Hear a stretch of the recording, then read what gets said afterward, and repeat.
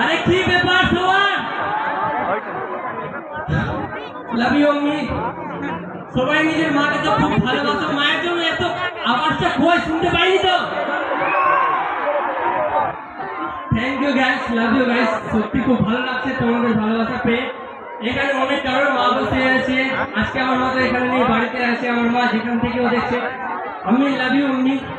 সবাই নিজের মাকে কিন্তু খুব ভালোবাসো ঠিক আছে কারণ মায়ের মতো ভালোবাসা কেউ দিতে পারে না সবাই নিজের মাকে ভালোবাসো তো এভাবেই ভালোবাসো